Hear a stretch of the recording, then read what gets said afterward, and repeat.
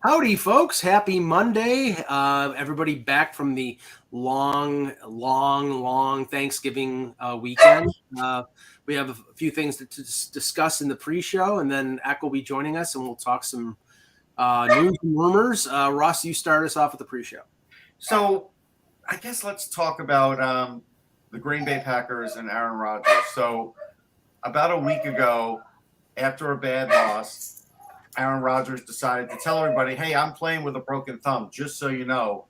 In other words, to say why he's playing bad. And it's like, okay, all right, we get it, but you're playing, so that's fine. So then after, playing against the Eagles, and I didn't watch the game, he eventually left the game. Jordan Love came in, and Jordan Love played great. And this is what happened with Aaron Rodgers and Brett Favre. Mm-hmm. It's exactly what happened. And so you kind of wonder now this season may be too far gone for the Packers, but you do kind of wonder now, will the Packers go to Jordan Love? Because as illustrated, like on ESPN, they were like, hey, the Packers were 13-3 when they were done with Brett Favre, and they're a lot worse off now with Aaron Rodgers. And when Rodgers came in for Favre, obviously it was a big deal. So I kind of wonder now if they are going to shift to Jordan Love. It could happen. Well, Kev, I mean, I heard after the game and this morning, apparently Rodgers left the game yesterday not because of the thumb, but he had some sort of oblique muscle that was pulled, and that was the reason why he left the game. Plus, I think they were down by at least 2 touchdowns late in the game, so it was garbage time for Jordan Love. But the thing here is, Rodgers signed a long-term extension with mostly guaranteed money in the summer. So if they decide to go to Jordan Love, they're gonna have $40 million sitting on their bench. I don't know whether they can do that. No, I don't either. But they're facing one of the trickiest things that you see in pro sports is how to say goodbye to a legendary figure, and I don't wish that on anybody. That's difficult, particularly when even if it is the injury causing all the problems, you just become more susceptible to injuries when you're older. That's right. Just the way it works. So, but I saw him live this season, and he can still make plays, but he's got to be surrounded by a very good team, and the Packers are not a very good team. No, right? I mean, they played here in Buffalo, and this is the thing. They lost Devontae Adams in free agency, and there's some people that blame Rodgers because Rodgers' uncertain status, saying I'm leaving or I'm. I think there's something to that. There is, but they lost both of their receivers. They lost their tight end. They've had injuries on the offensive line. I'm not saying he's not the guy. He's definitely not the guy who was there 2 years ago, but he doesn't have many weapons. The kid that made that fantastic catch against the Bills, he got hurt the next week, and I think he's out for the year. So he's just surrounded by, surrounded by like a third grade offense, and he's a senior in high school type of thing. So yeah, well, he is making a lot of money too. I mean, that is part of it. So he's the highest paid senior. So that does limit to what you can put around you. But let me just say this too, and because somebody in the chat just mentioned this. The grass is not always greener on the other side, like where if Rodgers is out in Green Bay and he gets sent someplace else. I think the team that's the worst off right now in the NFL with their quarterback situation is the Denver Broncos after trading a boatload for Russell Wilson, and Russell Wilson looks done. He looks one thing before we hit on that more. I don't remember Aaron Rodgers ever going to the Packers and saying, listen, I'll put away some of that money. We could defer it, and this way we could replace Adams. I don't remember him ever saying that. No, but that's something Tom Brady did all the time. Yeah. Maybe and that may happen this summer. So yeah. But you're right about Russell Wilson. Sometimes you see, this is why being a quarterback league is bad, because you get a quarterback who doesn't look great, but he was getting through the season last year, and Russell Wilson, the team looks at him and says, it's really the Seahawks. It's not Russell Wilson. So they lay all this money that you have to pay a quarterback now at his feet. He gets it, And now Geno Smith looks better than Russell Wilson. So clearly it wasn't the Seahawks. It was Russell Wilson. And you make a wrong decision in the NFL, it's going to cost you for 5 years because of the exorbitant salaries with the quarterback. That's the problem. So I would blame the Broncos scouts. I would blame the Broncos scouting staff. And if John Elway has his input, I would blame him too. Yeah. Yeah. Although, yeah, I do have something. But before I get started, the one thing about that, though, it's so hard for players in the NFL because there's only about 30 or 35 players in the NFL that are real. Like, you got to have them. Everyone else seems almost interchangeable. Now, that's an exaggeration, but the career expectancy, unless you're an offensive lineman, is so low that there's such a constant turnover that the general managers and owners have learned that you just pay a quarterback and your offensive lineman, and you try to build around that group, just moving guys in and out. And that's why we've ended up with these quarterbacks making the amount of money they do, because they're the game. But anyway, I want to talk about, as most of you know, I live in Michigan, born and raised here, and I thought of you, Kev. Yeah, it was. Can't remember. I'm sure that it's happened, but I don't remember a better week that Michigan sports fans ever had than this week, when they had. We'll start out with the Red Wings won 2 games this week, and now in a playoff spot on Thanksgiving, which everyone says is the line when you're on there on Thanksgiving. You're going to be in the playoffs. Eastern Michigan, my alma mater, won a big game and won the Michigan MAC Trophy, which I don't think they've done, or at least not in a very long time. They beat Central Michigan and Western Michigan in order to do that. The Lions played really well on maybe their best game of the season. It was a very entertaining Thanksgiving day. And even though they ended up losing that game, I don't think Detroit fans were heartbroken over that. They thought, I was heartbroken. I was rooting for them. No, I know. Buffalo won by the hair of their chinny chin. Yeah, no, it was just a terrific game. It was very entertaining, game. And then, of course, a part of that week as well was USA beating, or now I'm guilty of this, tying England, but it felt like a win to soccer fans. And then the cherry, of course, was on Saturday when Michigan beat Ohio State. The first time in 2 decades that they've won now back to back over that. And it's hard to describe how big that game is, but this is what I would tell you about how important it is to Michigan and into Ohio.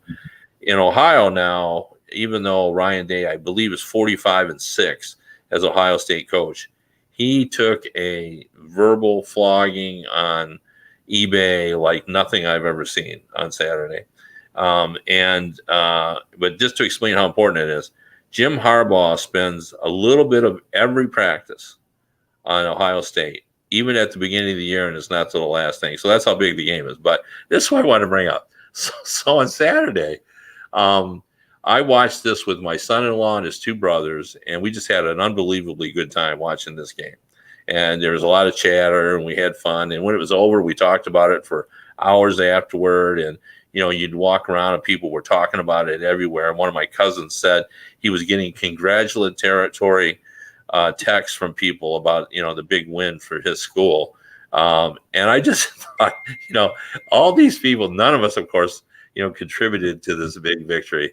But man, it's like my team. And, I maybe I've been too close to it for a long time, but I have forgotten, kind of that feeling that goes into that. And, and that's why, when I give Mike such a hard time about that, but that's kind of human nature for people to see that. So, I think we see that a lot with hockey, maybe even more so than we see with college football. But what a week it was of that's big. Yeah, entertaining sports. Well, I want to touch on one of the things you talked about, which was I mean, you mentioned USA England, which I watched, and it was a draw, and definitely, there's a lot of international factors in the game that they play tomorrow against Iran. I mean, there's already, we know since 1979, the international implication, and usually that doesn't bleed through in sports, but something happened with them removing the Islamic symbol from the Iranian flag on some website. Now all of a sudden it's like the Iranians are trying to gin up like the U.S. have done something to offend us, and that's bulletin board material. But this is. I have never seen a worse bit of bulletin board material of somebody shooting themselves in the foot than the Canadian soccer coach. What was his name? John Herdman. So after they lose to Belgium, they interview him, and he goes on and he says, and this is the quote: "I told them they belong here," meaning the team, "and we're going to go and F Croatia," which is the team that they played on the weekend. Croatia is one of the best teams in this tournament. They were in the World Cup final 4 years ago. Okay, you can say we're going to try our best against Croatia. You don't say we're going to F them. That was bulletin board material, and Croatia beat them 4-1. And afterward, the coach of Croatia, didn't come out and destroy them, but one of the players came out and said, "Who effed who?" It was bulletin board. I don't care what sport it is, Kev. You have to still watch out for giving a team a mental advantage by saying stupid crap, and he did.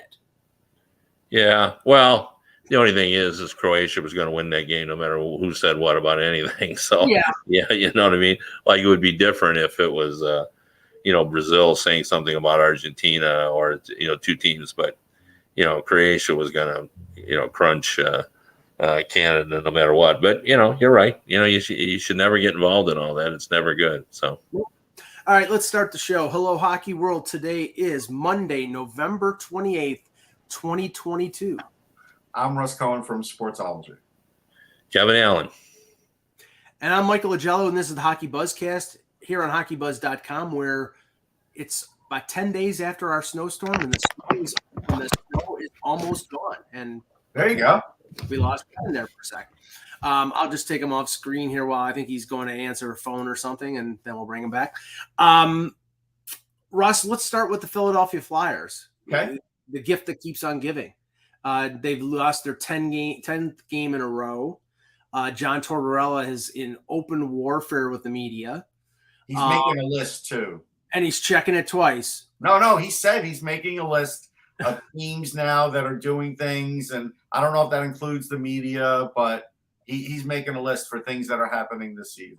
I mean, okay, and see, I approach this from a different angle because I have said all along, even when they had a decent start, even when they were putting forth like really good efforts, I said this team is not good. This team is, flawed. They're injured. They rode the hot goaltending of Carter Hart for a month. Now they've lost 10 in a row. Now the crowd apparently is chanting to fire Chuck Fletcher. Mm-hmm. You've got a coach who, outwardly said he expected this team to win, but maybe maybe all this is deflection for a team that he realized is not that good. I mean, it's just a lot of things going on here. You can't deflect every game, Mike. Right. That's the problem. So that's where I think it's not that. He'll do it occasionally, sure. But I think it's gotten different than that now, because I think what has happened is, again, stopping, mentioning the injuries. Now, he's not been. But, I hear it everywhere. I hear it. I see it on Twitter. I hear it. People tweet it to me. I go back and say, there was a time when the Leafs were without the three best defensemen and two goalies, and they managed to do it. The Flyers' defense is largely intact. It's intact. Maybe their forwards aren't, but their defense is, and the defense isn't playing well. So based on that, me and other people in the media can't just simply give the team a pass and say, well, it's an AHL lineup. They're trying. That's not how you cover the game. There are other things that could be done with this team that I think John Tortorella is not doing just because he wants a certain type of player. He wants as few problems as possible. And that'll include when Artem Anisimov gets his call up and gets signed, he's going to bump out another young player. Like, that's going to happen because in the next game or two, it's going to happen. Well, yeah, but they're at 50 contracts, so they're going to have to trade somebody to do it. And I think that's what they're in the process of doing. Their management has been in Lehigh lately, and so I do think something might happen with that. So you have that. There are veterans still in that lineup that you could say are not playing to where they should be. Now, Kevin Hayes may have the points, but he's not doing it in an all-around fashion, and there seems to be a little bit of friction between him and the coach in regards to that. You also have, like I said, Sanheim, Provorov. These are guys that have been there before. Ristolainen. These are guys that Braun is a veteran. All of their defensemen, Sealer included, they're all there. They're all there last year. They're not getting any better as a group. So when people want to tweet to me and say, well, you can't blame John because it's an AHL lineup, their defense is not an AHL lineup, and teams have been missing almost as many players as the Flyers and have gotten better results. So what I basically said is John Tortorella can do a better job. He's not actually trying to tank. If he were trying to tank, that's fine, but he's not actually trying to tank. And so the situation here is just, it's really basic. He's going to have to change the way he coaches a little bit, because otherwise, not only would they veer off the road for this year, but it could affect next year too. Well, I mean, they may not be trying to tank, but at a certain point, if they continue to lose, then they should try to tank. I mean, they'll be out of it. And I know, this flies in the face of everything. Like, Ack doesn't like tanking,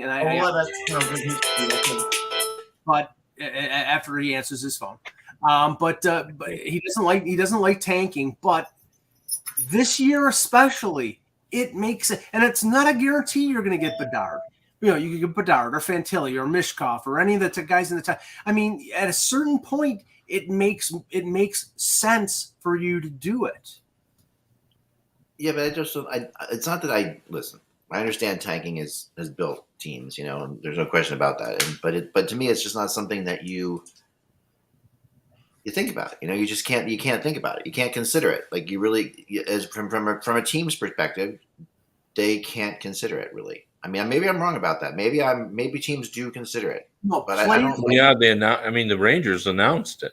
Yeah, they announced they were rebuilding, but they didn't say. Yeah, they sent a pain letter to their season ticket holders. But Kev, what I've learned, because I've been an advocate of tanking for as long as I can remember, players don't tank, coaches don't tank. Right. Management does. Right. Yeah, and that's why. Even though, I mean, it certainly is tanking, but it's not tanking as, the fans describe it, where you're trying to throw games. I think that's fine. Yeah, management always just sets the team up to fail and to get, the bottom out. And I'll just give you an example of, kind of subtle tanking. So the Red Wings last year, when things were going south, I mean, or even 2 years ago, Yzerman could have fixed it. He could have gone out and got some veteran defensemen and just played a conservative defenseman, but he didn't. He just let them take its lumps. They were giving up a lot of goals because he still wanted to get, the premium draft pick. So, is that tanking? I mean, it was, I guess, by the strictest definition. He wanted those players to play, Kevin, and he wanted those players to get experience. So it's not like. Yeah, but that wasn't. I think Kevin's right. I think that's a subtle tanking, but the Flyers didn't approach this offseason or this season with that in mind. They re-signed players that they could have traded. They didn't trade players that they could have traded, like JVR. Now you hope when he comes back with a broken finger that he can play for a little while so they can trade him. So they approached it differently. And yeah, but you have that's the problem here.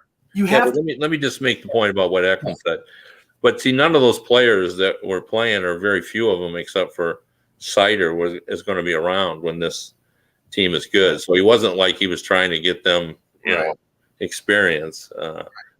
So Yeah, it was just. I mean, I get that, but there's also a culture. There's all kinds of things that go into this. Like that. I've talked to people that have been in room. I've talked to some people who've been in locker rooms that just like that just think this tanking thing is such a myth. That they're legitimate about it. They're not. They just say that listen, there's a culture. We're putting the best team. Yeah, sometimes we have the great team. We don't have a lot of good players here yet. We're not ready yet. We're not going to make stupid trades. To try to. We're not going to go for it. We're not going to get rentals when we're doing poorly. But we're going to sit there and we have to continue to make a culture that we don't accept losing, that we keep going hard, and that sometimes that might mean different players.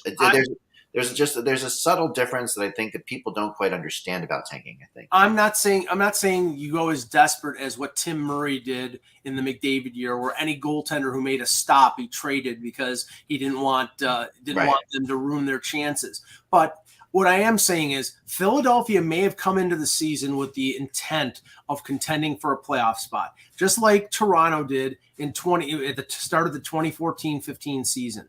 They re-signed Randy Carlyle. They had a terrible first half. They fired Carlyle at the beginning of January. And at that point, Brendan Shanahan and Dave Nonis changed the direction of the team and said, we're tanking. Now, they didn't tell their players to suck. The players sucked already. They weren't playing well. They were disorganized. They brought in Peter Horacek as a caretaker head coach, and they ended up with the 4th overall pick and Mitch Marner, and then the next year, the first overall pick and Austin Matthews. Yeah, but that's not what's happening here. That's a completely different situation. No, what I'm saying is Chuck Fletcher, it's up to ownership, and it's up to Chuck Fletcher to basically change their focus in midstream like Toronto did and go for the best opportunity to get Bedard or Fantilli. Yeah. See, we got to start, this has become my thing since I had a good conversation.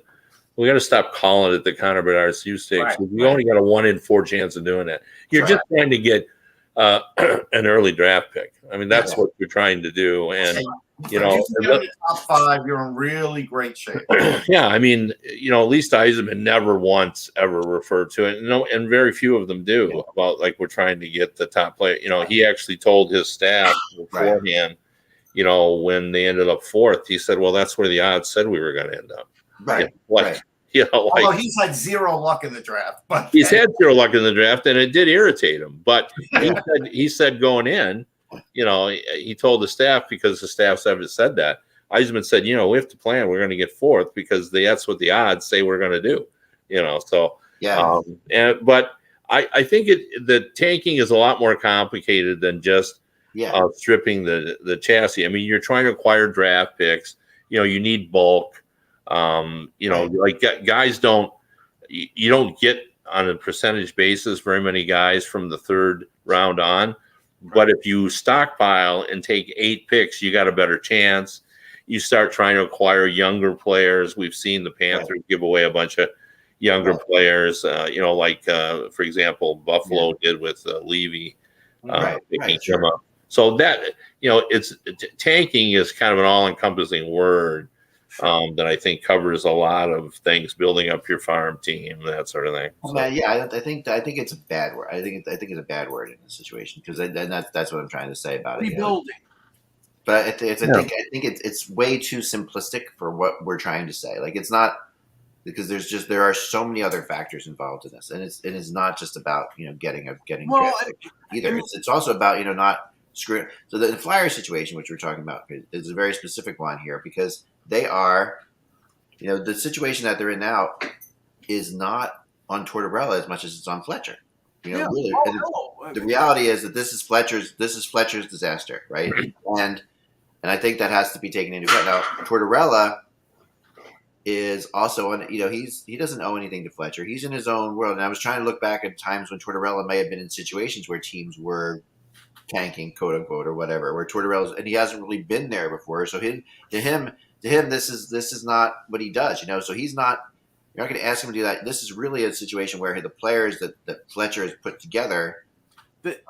The team in Vancouver, when he coached there, were underachieved, and that situation decompensated, or just fell apart quickly. And the Flyers here are not that much different than the Minnesota Wild were when Fletcher left there, and I don't mean to like just rip on the guy, but the reality is, two teams now have ended up in a similar bind, like in a similar area. They started heading down that road last year. That was obvious. Yeah, in a similar area, and so when you go to a team like this now, where Tortorella goes, this is not the Arizona Coyotes. This team has Travis Konechny, a Pro on it, a Farabee on it. It has Carter Hart. This is not a team without any talent. No, but Eck, it's a team that, okay, maybe tank. Oh, I think tank is not an offensive word, but this isn't like a complete organizational rebuild. I do think that you look at the Flyers objectively, and their prospect pool is at best middle of the road, Russ. I don't think they're top 10 in the league. No, they're nowhere near that. Yeah, they got York and a few young prospects, but I don't think that they're up there. So they need to build the organization. They need to add talent. They probably need to find a general manager who's got a better eye for talent than Chuck Fletcher does. But that's an organizational mindset. And the thing is that Tortorella is not the coach for that type of team. He's a finisher, not a starter. Right. So here's what makes it complicated. Yeah. They had 10 players beyond 24, 25. Right. Or at least up until that year. Carter Hart has 2 more years left. He's got next year, and then there's 1 more RFA year.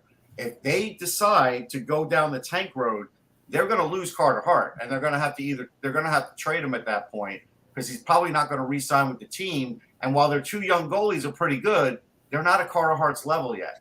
So now you're going to maybe lose the only franchise goalie you have. That's why they can't really go down that road, Mike, because unless they devote themselves to it, and part of that would be trading Carter Hart because he gets you points that kill you in a chance to get. That's not the way they think. Yeah. I know that, but I'm just saying that's not the way anybody thinks. It's easy for you to say that. No, people do things. Sell tickets. Yeah. All right, but not like okay.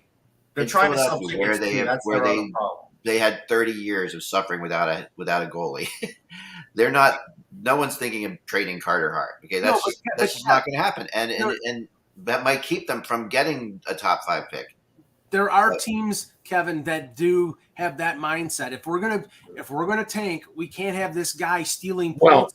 Well, we've already seen that last summer. The Chicago Blackhawks traded Alex DeBrincat. So people do that. But before we do any of that with the Flyers, I think there needs to be. It's almost like you need to bring in an independent prosecutor. Right. You need to bring in someone who looks at this team and says, okay, how many young players do we have? Like who do we really want to have in 3 years or 4 years? Because when you start listing those off, there's a lot fewer than the guys we're talking about that could be part of it. And they made a good, at least I think, probably Russ does too. Made a good draft pick last year. That's probably one of the important parts of their rebuild. But then if you're committed to a rebuild, if you want to send that letter out to Flyers fans like the Rangers did, although I don't think it would go over as well as it went over in New York. No. And the Rangers fans didn't go over great in New York either. But I would say, it didn't go over well with New York either. And I mean, I can tell you that I talked to a general manager who told me I'm appalled at what the Rangers did. Yeah. So, but anyway, but you need to do that. And if that's the case, you do need to start thinking about who we need to trade. Because you're going to acquire assets. You want to get some younger players. You want to get, move up in the draft. You want to do all those things to rebuild. So, you might have to at least think about trading Carter Hart. So, no, I think I think the conversation will come up. What you said about bringing in someone from the outside is absolutely true, because other than the coaching staff, nobody's been brought in from the outside, and everybody in management's from the inside, Danny Briere included. And I do think that's a problem. And I do think I think they do need to bring in somebody. And even Dean Lombardi's been there too long now. And so even if he has been protesting all this time, nobody's listening. So it wouldn't matter. Yeah. So, and I will say this, though. Yeah. Chuck Fletcher won't have, and I'm guessing, based on, I think we'd have heard about it, because I think a coach would have blabbed as soon as. I don't think a GM has ever asked a coach to tank.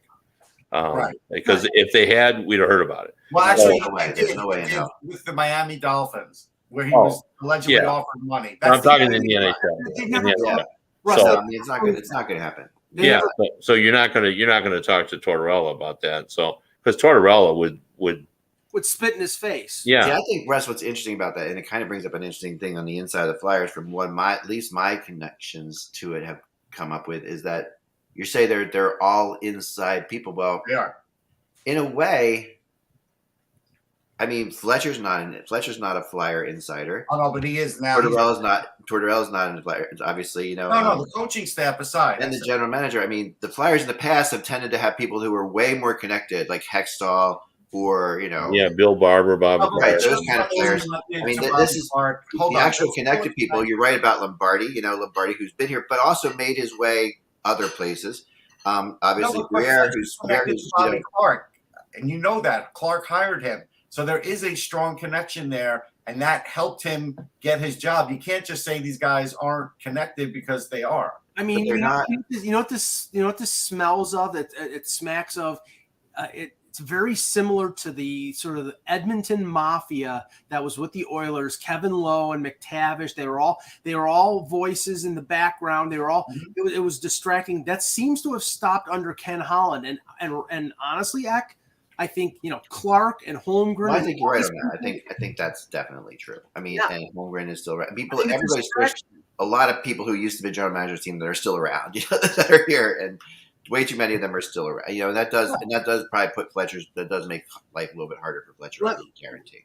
Let me change the direction here, because I know that now Jacob Chychrun is back playing for the Coyotes, and his name got mentioned on the 32 Thoughts show on the Hockey Night in Canada broadcast on Saturday, in connection to a team that had not been mentioned before, which was Buffalo.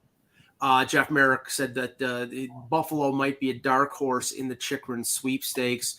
I know he pointed to the fact that I guess Chychrun, growing up in Florida, went to school with the Pagula's kids. There's a relationship between the families, plus the fact that their defense is very young with Samuelson and Power and obviously Dahlin, but they sort of need a veteran presence. And even though Chychrun's only 24, he's been in the league for 6 years. I mean, I would think that this deal is going to happen probably in the next couple of weeks, Kev. I don't know what you've heard out there, but I mean, it seems to be the same old, L.A., St. Louis, Islanders, Ottawa. What have you heard on Chychrun? Well, first thing I would say is, it makes some sense, not just because he's a veteran defenseman, but now, you have four guys. Samuelson, we all agree, is a good young shutdown guy. You got Owen Power and you've got Dahlin, and now you add him to it. That's a pretty good start of a championship caliber defense. That's a really good start. But the problem is, I see with that is Buffalo going to be willing to give up the assets? It depends on what, okay, for example, what they're saying is that the package would be at least three first round equivalents. Right. So, now, I was talking with somebody about this who covers, the NHL, and they said, a Casey Middlestat or a Jack Quinn, somebody, that would be the NHL player, a first round pick. And then you could be talking a prospect like Ryan Johnson, who was drafted in the first round, is playing for the University of Minnesota, or Eric Portillo, or, they've got so many first round picks in that organization that I think they would be willing to meet that price. It's just a question of whether Bill Armstrong likes the players that Buffalo would be offering them. Yeah, see, I'm not so sure about that. I don't think they'd give up Quinn in this deal. Right. They would give up Middlestat because I'm sure they're thinking he's really never going to be that guy. Yeah, I don't think they'd give up Quinn either. But if they think that, then also Arizona does. And to be honest with you, I think they're going to be reluctant to give up that first round pick. We're not talking about the bottom of the first. Most of these teams that were going after him were going to give up their first round pick. It was that going to be at the bottom of the first round. Well, that might be. This Buffalo pick will not be, and this is a deep draft. You're going to get a really good player at wherever they're going to pick, even if it's in the middle of the round. So that's why whoever trades for him might say it's got to be a 2024 first. We're not going to trade the 2023. Yeah, I could see that, but Arizona wants that 2023. So I don't know whether this would work or not. I like it from Buffalo's perspective, but I don't think they'll give up Quinn. I think there are a couple of other players they wouldn't give up either. So we'll see. But, if they'd be willing to take, a middle stat and, and one of their mid-run prospects. The Henry Yokiharu, Ryan Johnson would be good because Yeah. he's about to leave college and he's a terrific defenseman. His dad was a good player. Like that's a premium guy they could throw in that deal. Right. Portillo is probably going to be the same type of player who goes free agent. So, they really don't have a goaltender in their system other than Velmalka. So, that might be somebody. I mean, they may throw more numbers in terms of like 4 players. Yeah, they might do that. But, Peyton Krebs is somebody that was brought up. I think the Sabres like Krebs. So I don't know if they would want to trade him, but if it's an opportunity to I'd trade Krebs. Yeah, if it's an opportunity, I would. I mean, Chychrun, I would trade him. Otherwise, I probably wouldn't because I do feel like there's still good upside there. But but it's getting Chychrun, so I get it. But have you heard anything about Chychrun? Yeah, I was just looking through my notes. A couple things. I mean, there have definitely been a couple teams who have. Let me just get through it here again real quick. So it was just. Well, while you're looking, here it is. Okay, so I heard the Sabres. I actually mentioned the Sabres on Friday. The Islanders also had the Flyers interested. There's interest in the Flyers with Jacob Chychrun. Now, whether or not they have the assets to do it, who knows? But they have. Remember that there is. They're prepared to trade Cutter Gauthier or Devin. There is a history here with Jeff Chychrun still in Philadelphia area and still. Listen, I'm not going to say it's impossible. I won't. Yeah, it's not, and I think that you're getting to the point where Fletcher's going to do something like this. Like he's going to because there really is nowhere else to turn. Right, there's nowhere. They have lost 10 in a row. This is the time when you have to just make a trade for trade's sake. And if it was like a Konechny, and I don't know what it would be exactly, but it would be something. I mean, they'll lose Gauthier or York. One of those will go. Right, it could be like Konechny and York in a pick. For Chychrun, I mean that sounds a lot, but I think Arizona would have to look at that. Mm-hmm.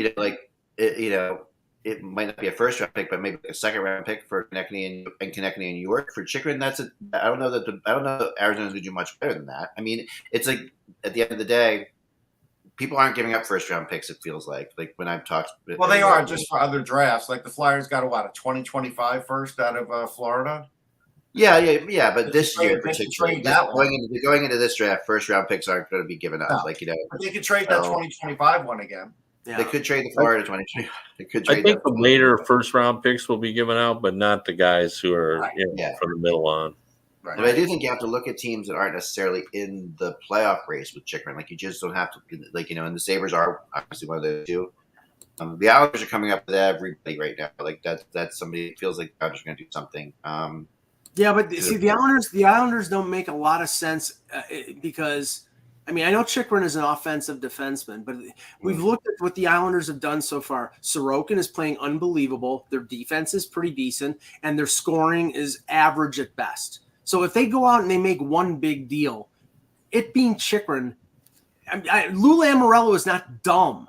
He's really smart. So Lou but if they could get him to take Pajot and they put Chychrun's. What they need. If they're going to put all their chips into the middle of the table, it's going to be for an offensive player. It's not going to be for a defense. Chychrun is an offensive player, and even though he's a defenseman, and he also is a big part of the Islanders' lack of offense is their lack of transition. I mean, the Islanders could put Pulick in the deal. They could put Beauvillier or Pajot in the deal, and they could give up some sort of first, maybe next year's first. Or even this year's first, if they are that confident. I do think they could do it.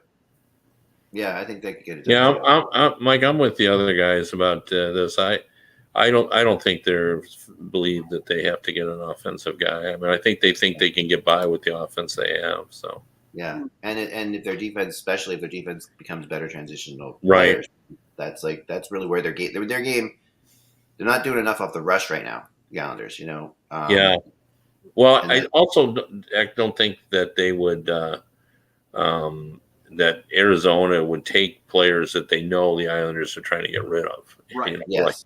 I don't think Pajot Yeah, it would have to be something different. Yeah, they're looking for young, cheap players that they can hold on to for 5, 6, 7 years. They're not looking for guys on existing contracts that they've been They're going to have to take one, like even a Yeah. Beauvillier who's not making a lot. yes, He's young. but They'll have to do something like that. they've been the dumping ground of bad contracts for the last 5 years, from Pronger to Datsuk to. I mean, at a certain point, it has to end. I think Wallstrom is a good name for that deal. No, they're not going to trade We're one. not trading Wall Street. I am not. I think especially, Eck, I'll tell you why. Especially what he did to D'Angelo the other day. There's no way they're trading him now because He's one of the guys who can score. He's one of the guys who can score. He's one of the guys who can score, but he's not really a typical Lamorello player. Yeah, he is because he showed his toughness. Well, he should in one instance. I mean, No, but he's a big, strong kid. He's a big, strong kid, but he doesn't play like Lou hates when guys who are big and strong don't play big and strong. I'll tell you, he does not play that way. Stop. the deal for a New York team for Chychrun makes more sense on Broadway than it does on Long Island, because the Rangers defense, I think, is short a guy or two, and they've got the young assets like Kako. Look, if we're gonna get into it, Kratzov's been scratched 6 straight games.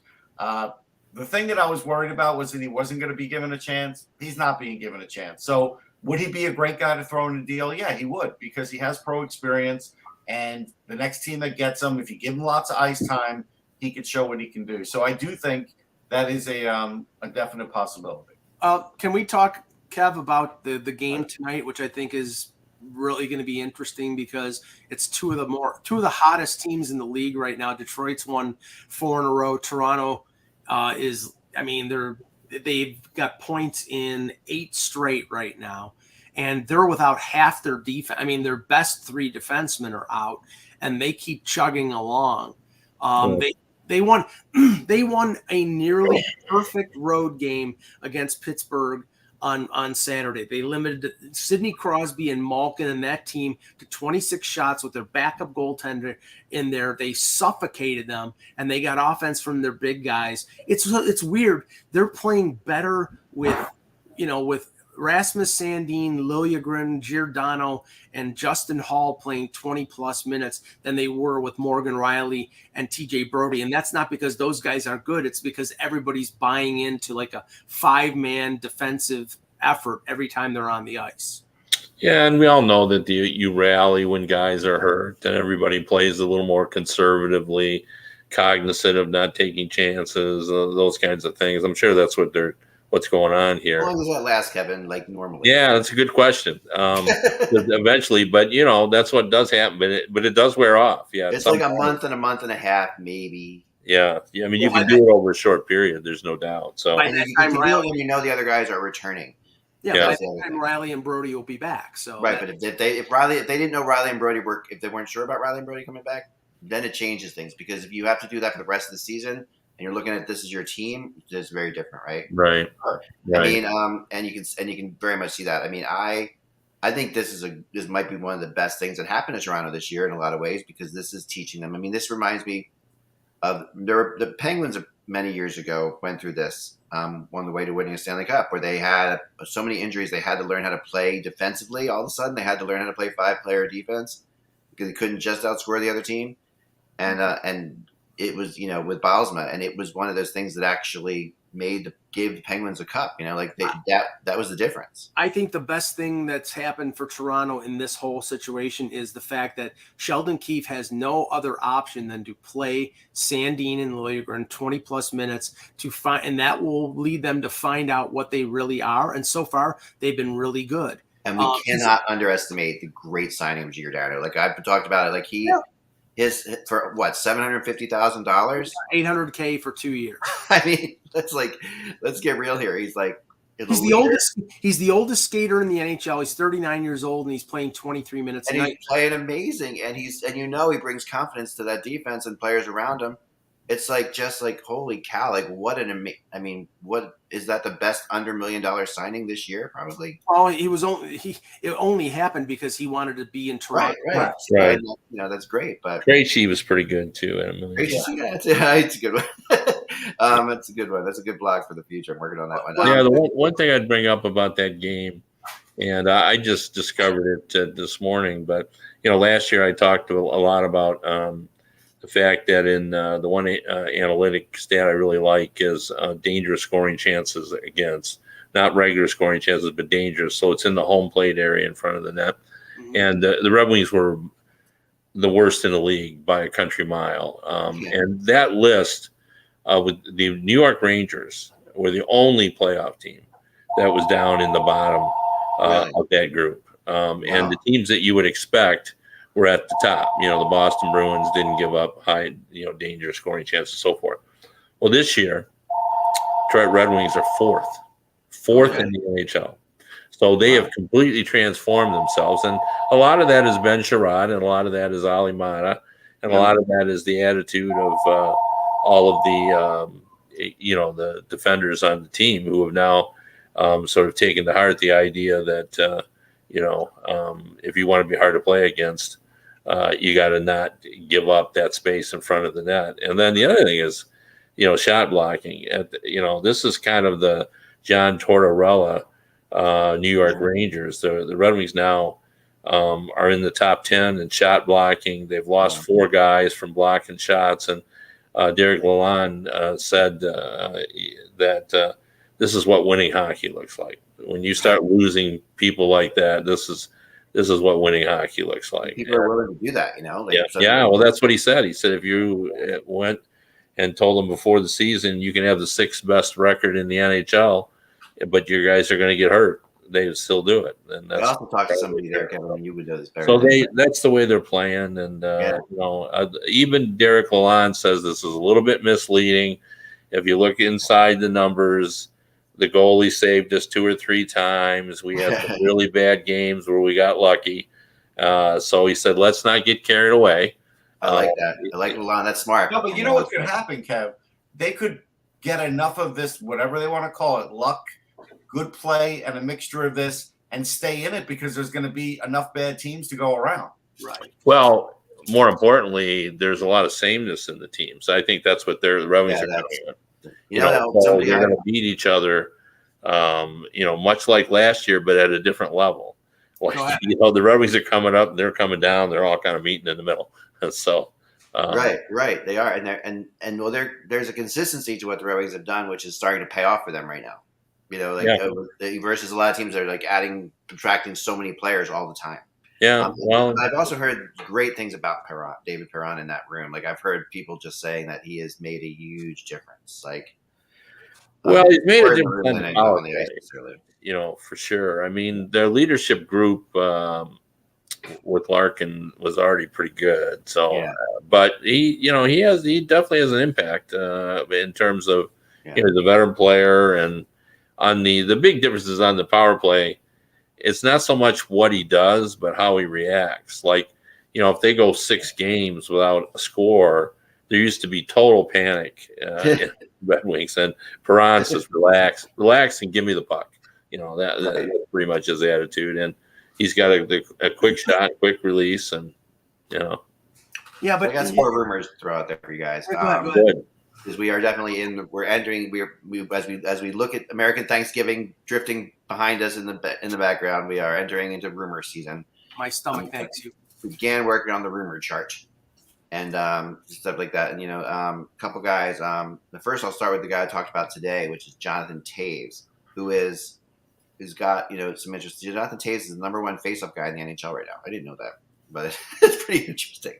I mean, that's a significant thing. Obviously he's playing well, but also to be the number 1 faceoff guy, that adds another level. Obviously, a leader has really just. I mean, is he like a guaranteed Masterton Trophy winner? Like I thought about it today. Like it feels like. I mean, just his. Yeah, he's definitely probably the leader, but there's other guys. But just from what felt like he was just done to returning to. What is a valuable player? He definitely is going to have value in terms of he's won 3 Stanley Cups. He's still an excellent player. A team that has Stanley Cup aspirations. If they could bring him in as a number 2, like Colorado bringing him in as a number 2 behind McKinnon would be absolutely perfect. Who doesn't want guy who's captained 3 Stanley Cup teams, and like, and I mean, it's just like it's an incredible situation. So, but the 3 teams I heard most interested: Edmonton, which is an interesting name when you think about Taves, and how the hell they would do that contract wise. I'm assuming Kane would be done for the year if that was the case. No. It would have to be a 3-way deal. It has to be a 3-way deal. They'd have to be, but Edmonton is absolutely feeling like they need. They're kind of shocked when I talk to somebody out there about how much Evander Kane's loss has done, and they really don't. They're not happy about that at all where they are right now. I don't see how Ken Holland does that. No, I don't either. But yeah, I mean, and the thing is like, again, if you're going to go out and do a deal for somebody big, again, with them, it's a blue liner. It's not a forward. Yeah, they're not available though. You're not going to get a big time blue liner. No, so. I mean, unless you're talking, like Klingberg and. I don't mind the idea of it. That makes a lot of sense. I mean, bringing Taves in with, Connor McDavid and Draisaitl, there's a lot of logic to that. And the guy that's won before and good on face-offs and all that. It's just the contract is a mess. And, we just automatically assume that the Blackhawks will eat half the salary. I'm less sure of that. And, we're starting to hear too that, a lot of these teams, like, the idea that the San Jose Sharks want something in return for Karlsson, to me, is ludicrous. Right. And I think it's similar here with Chicago. I don't see how you can ask for anything. I think what I was told about the contract stuff was this: like, Chicago obviously they don't have to save money. It's not a matter of like, they don't need the money. So you can take that factor off, and then if you take that factor away, a GM I talked to today said, then really it just becomes like making him the most attractive you can possibly make him. And if you take off the contract, that adds to the attractiveness. That gives you a better chance to get more from him than you would otherwise. Jonathan Taves at $10.5 million is the same thing as Karlsson at $11.5. You're giving him away to get rid of the salary. But the difference is Taves is a rental. It's up at the end of the year. And who wouldn't want Jonathan Taves at $5.25? That's what, if they retain 50%, there's your value. The player at a reasonable salary. If your whole goal is to rebuild, like Chicago's goal is to rebuild, then you have to maximize these assets. Yeah, but they're not going to give away Jonathan Taves. They're not going to give away. No, but do you really think they can get? I mean, I keep seeing first round pick. No, I don't think they can get a first. Pick. I just don't see that. I think they can get a conditional first, like if he makes it to the Stanley Cup, if he's on a team. Yes, then I can. Yeah, I can buy that, Russ. Or a 2024 or 25 pick. They're not going to get, like you say, the low round first picks. Because anywhere you're trading to, like Colorado or something like that's going to be a low first pick. So something like that is going to be like that. But the other teams involved that I heard that in Dave's were besides the Oilers, the Jets. And of course he's a Winnipeg kid. Well, that's an obvious one. Yeah, he's from Winnipeg. It's obvious, but at the same time, wouldn't he be a great fit for the Jets? I mean, look at that team. I mean, that's exactly what they need. He would be, and the fact that Ehlers is out long term. Yeah. So it just makes so much sense. Right, they would be able to fit him because he would probably love to do it. He would definitely, because he's got a no trade, no movement thing too. So like he can sit there, he can decide. So he's not going to go there. The other team was the Islanders again, and like I said, the Islanders come up in every possible situation. Now I'm sure Jonathan Taves is a Lamoriello player, right, all through and through. But the same problem with the Chychrun deal is because Chicago doesn't want Peugeot. They don't want John Bailey. They want young players and draft picks. It takes some of those kind of guys if you're giving them a first round draft pick along with it. You know what I mean? Like because they can sit back and say, okay, if they. They might. Yeah, but they don't want term. They're not taking term back. No, they're not taking term for sure. I agree. They signed Athanasiou and Domi and all these guys to fill spots for 1 year. They're not going to take somebody who's got 3 or 4 years left of the contract. Next name is Bo Horvat. So Horvat has negotiations haven't really gone anywhere, even though there is talk today, just from somebody that I talked to who said that they're getting set to talk, right? Like they're gonna try to figure this out. Horvat does want to stay there. We all kind of agree that that's going to be really hard. Like I don't know how that's going to happen because of where they've been. We all thought that No, it can happen because they're extending them for next year. The cap goes up next year. They'll have that money, but it may not make the team any better. But they can do it. Yeah, I mean, Once he committed really, to Jason Miller, it felt like Horvat was kind of gone. And Yeah, but how much you gonna have to pay Horvat? I mean, he's got what 17 goals now. I mean, you're gonna have to pay him, right, a big ticket. Like, right. So I see how much him. is the cap going up? No, that's true, exactly. Yeah, And that's $2 million. yeah, it's not gonna be enough, and they're right up against it. So, Yeah, hold on, I'll look and see what their cap. a couple teams that heard Capitals were one team that had interest in Bo Horvat, and Buffalo. I can't see the Capitals doing it.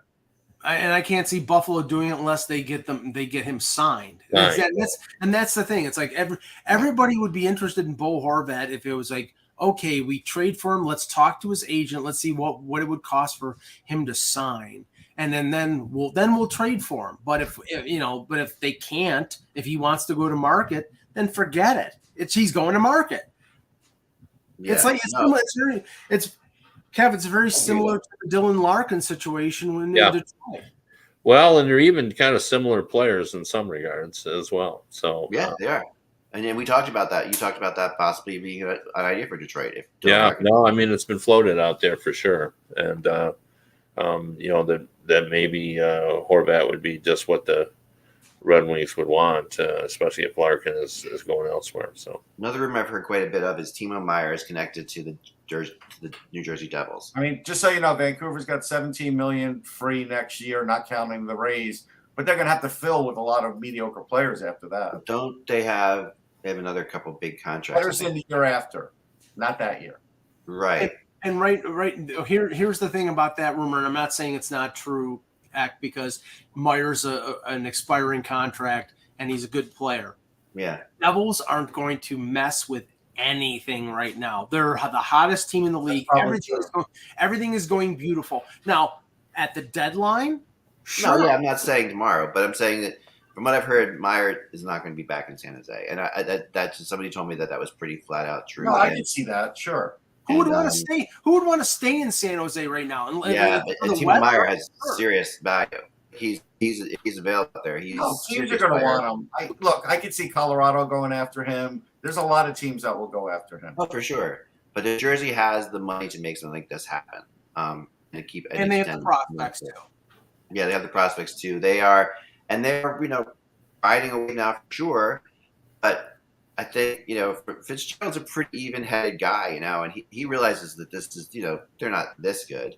I mean, they're good, but they're not going to win 15 out of every 16 games, Good. I mean, it should still be on a frigging streak right now if you listen to the goals people in New Jersey, right? So, but, the whole thing of it is, I think, they're going to come back down to earth. I mean, let's just can we just say how? I mean, they're playing unbelievably well, obviously, for sure.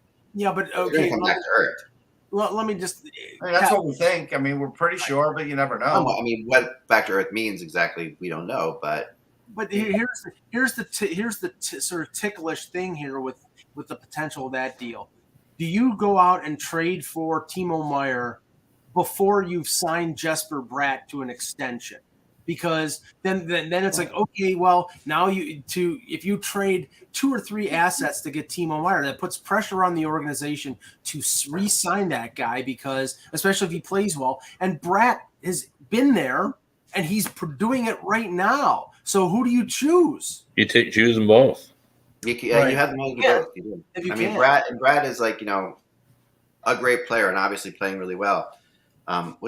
He was undrafted or really a late draft, right? No, he was drafted. But he wasn't high. He wasn't a high pick. If I remember. I'm not sure. I think he's second round. 7th round. I want to say 6th or 7th. Oh, he's not 6th or 7th. I thought he was earlier. 6th round, 160. 6th round. Yeah. Okay.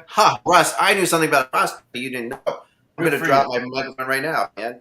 Even a broken clock, right twice a day. I don't know anything about prospects, but I knew he was a 6th round pick. Oh, listen, if I'm going to remember where every draft pick goes, I know, but that doesn't mean anything. I'm not. My goodness, I'm not. No, you get credit. You get credit for that. I just remembered that he's kind of one of those guys. I like those guys. I'm really a big fan of those guys who come up are not drafted or but then become stars. He's a star, and everybody gets past them on 5 times. Pretty impressive. So when I think about that, everybody had 5 chances to take Jesper Bratt, and they did. So, but the Devils love him. I think part of the big money thing is still that he's not necessarily, that kind of guy. If they don't know, they want to make sure that this is for real. Like this is absolutely for true. And we'll see. But yeah, I think he's a name. And then finally, Patrick Kane. Again, everybody of course thinks he's going to get traded. The only team I was told that could do it earlier would be the Rangers, but that would require certain things. I mean, moving Reeves out is obviously a beginning of it. It would require definitely another team getting involved. Yeah. But the Rangers, being out of the playoffs right now, could they make this move early? I think they might. I don't think they're going to hit the panic button that early. I don't. Yeah. I mean, probably not. Yeah, and I mean, you have to say, Patrick Kane will be in complete control of this. He's going to go where he wants to go. He's going to, and if he doesn't want to go, then he's going to tell Chicago, "No, I'm staying." Kevin, what are the chances that this is St. Louis number 2, like that the Rangers are the only place he wants to play?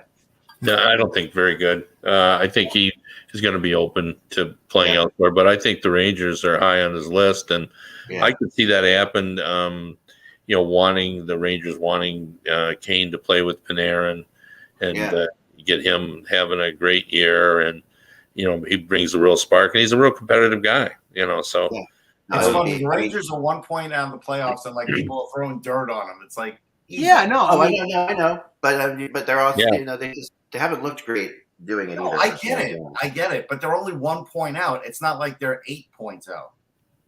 Yeah, but they're right now. You know why people are throwing dirt on them? They're behind the Devils and the Islanders. Russ, come on now. Yeah, so that's fine. It's 21 behind the games Devils and Islanders. in. You have problems. Yeah, 21 games in. Panarin's not scoring. He had 2 goals taken off the board. Stuff's happening. The defense isn't great. Shesterkin's still having a good year for the haters. I mean, they do have some moves they have to make. No question. When you're blowing a lead to the Jack Campbell led Oilers. Listen, Mike. Again, the Oilers hadn't scored in 3 games. I have to run, guys. I'm sorry, I got a little emergency thing going on here. I apologize. Okay. But that game wasn't on Shesterkin. But listen, they're 1 game out. People want to rip on them. Yeah, I mean, everybody 3 in a row, and all of a sudden, nobody's going to say a word. It's like I was saying, Ryan Day in the pre-show, everybody was on him. Everybody's been on Gallant. It's been just absolutely ugly out there. Early in preseason, everybody was on Lamoriello. He didn't do anything, and looks like he was smart. I mean, his offenses, I looked this morning, it was 12th in the league. His defense has given up 2.5 goals per game. They look like the team they were when they, were good in the playoffs. So we're talking about such small margins here, though. As an example, the Islanders are 6 points up on the Rangers with a game in hand. Have they played better? Yeah. Well, we're talking about 22 games in the season and a 6-point swing, and it would make a massive difference in the standings. Massive. I was going to say we'll save that for tomorrow because if you look just at the East, and then we'll talk about the West as well tomorrow. If you look at the East, realistically, only 4 teams. It's Thanksgiving. Only 4 teams, I think, have been eliminated, and that's Ottawa, Buffalo, Philadelphia, and there was one other team that anybody who's under 20 points right now, I think, is going to have a very, very tough time. I'm really shocked that DJ Smith still has a job because if you look at the road record for the Ottawa Senators, Locked On Senators broadcast pointed that out. It's something like 35-110 during his time there. It's an awful, atrocious road record, and it really they have not gotten better like we thought they would get better. You know what it tells me? It tells me, Russ. It tells me that he doesn't have that bullet in the chamber. That he can't fire DJ Smith because either he can't find another coach, or that could be true. Yeah. All right. We'll be back tomorrow with another edition of the Hockey Buzzcast. For the departed Eklund, for Kevin Allen, for Russ Cohen, I'm Michael Agello. Thank you for watching. And remember, without the buzz, it's just hockey.